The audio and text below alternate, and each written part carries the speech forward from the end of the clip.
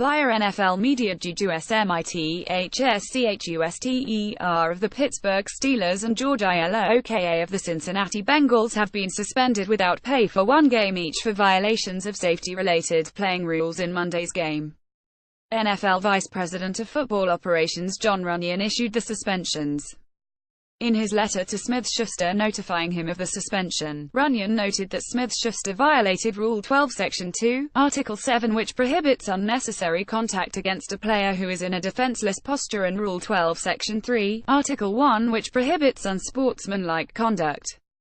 Runyan wrote, "You are suspended for the dangerous and unsportsmanlike acts you committed during the fourth quarter of last night's game, specifically, with 710 remaining. On a passing play to a running back, you lined up a defender and delivered a violent and unnecessary blindside shot to his head and neck area. You then celebrated the play by standing over him and taunting him. The contact you made with your opponent placed the opposing player at risk of serious injury and could have been avoided. Your conduct following the hit fell far below the high standards of sportsmanship expected of an NFL player." In his letter to iloka notifying him of the suspension, Runyan stated that iloka violated Rule 12 Section 2, Article 7 which prohibits forcibly hitting a defenseless player's head and neck area with a helmet, face mask, forearm or shoulder.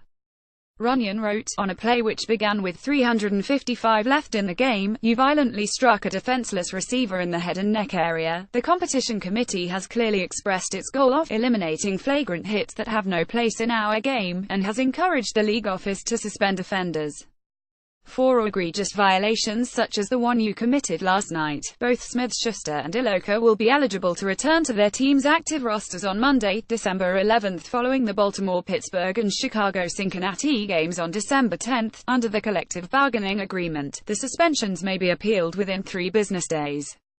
Appeals are heard and decided by either Derek Brooks or James Thrash. The officers jointly appointed and compensated by the NFL and NFLPA to decide appeals of on-field player discipline.